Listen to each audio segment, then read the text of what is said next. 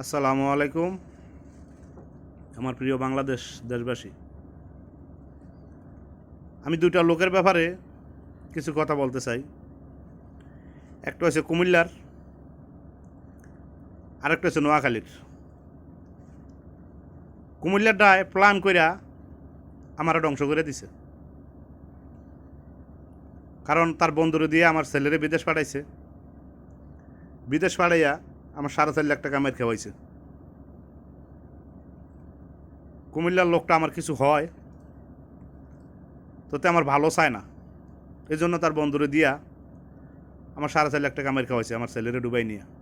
3 মাস রেখে আমার ছেলেরে পাঠাই দিছে। এখন সেই লোকে আমারে বয়স দিছে, আমার হুমকি দিছে। সে আমারে কি করবে না না করবে ওগুলো আপনারা শুনবেন। তার বয়সটা আমি দিতেছি, তাইলে আপনারা শুনেন। হারে হারে দিয়ে যাবেন ইনশাআল্লাহ। আপনি অপেক্ষায় থাকেন, টুডে টুমোরো আপনার সাথে ইনশাআল্লাহ মোকাবিলা আমি যে কোনো জায়গায় আপনার সাথে করে নিব। আপনি কোন বাল ফেলাইন না লোক হয়ে গেছেন, আপনি এগুলো আমারে কি জন্য ফাটাইছেন? আপনি আমারে বাজারে উঠাইছেন না, আপনারা আমি প্রতি রাস্তা রাস্তা উঠাবো, আপনার পুরা ঘর সহ ধ্বংস করে দিব আমি, এটা মাথায় রাখিয়েন। আপনি খেলা শুরু করছেন না, আপনি কতটুক পারেন আর কতটুক খেলবেন এটা আমি আপনাকে একবার দেখাই দিব না। আপনি আমারে কখনো আর ফোনও দিয়েন না, যেদিন বাল আমার গুলো চিনতে পারবেন ওদিন আপনার সাথে আমি দেখা করবো না, মোকাবিলা করবো কোথায়।